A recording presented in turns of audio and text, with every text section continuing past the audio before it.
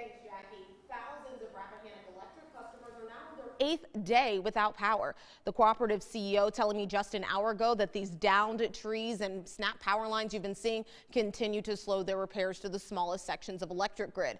When I questioned John Hua about the timeline of repairs, he said there's twice as much damage to poles as during Hurricane Isabel. That's the second most damaging storm they've had. He says that's why they brought in more teams than ever from out of state, but he says bringing in even more at this point wouldn't be safe for crews. In the eyes of our membership, time is a safety factor. I get that. Our team gets that.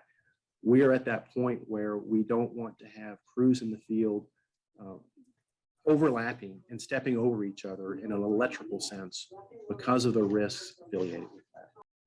Hewitt does say they're trying to better communicate to customers when their power is coming back on. But while they wait, one nonprofit in Louisa has been running nonstop to offer help. Storm Tracker 8 reporter Sabrina Shutters is live in Chesterfield. Sabrina, what is this emergency operation and how is it helping?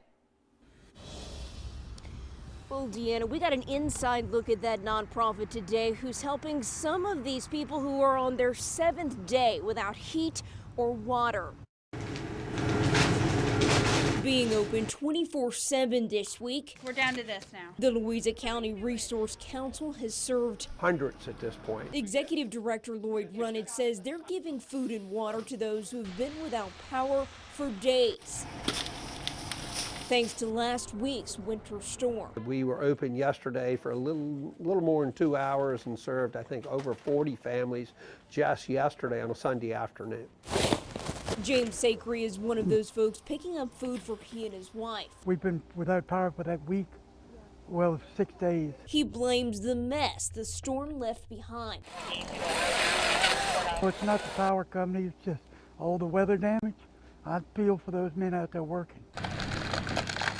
He got power back over the weekend, shortly after his generator broke down. Started it up, walked from there to the porch, and it just quit. Runnett says our recent winter storm was worse than what he's seen in the past. This is very unusual and probably one of the worst events we've had in many years here. He himself still doesn't have power at home under Rappahannock Electric, but says he's thankful for what the linemen have done. Somebody's got to be first and somebody's got to be last, and you know, we're in that scenario right now. Now, the council is open 24/7 right now, and they're open to anyone, regardless of your income. Now, more information on how to get there is in this story at WRIC.com. For now, live in Chesterfield, Sabrina Shutters, 8 News.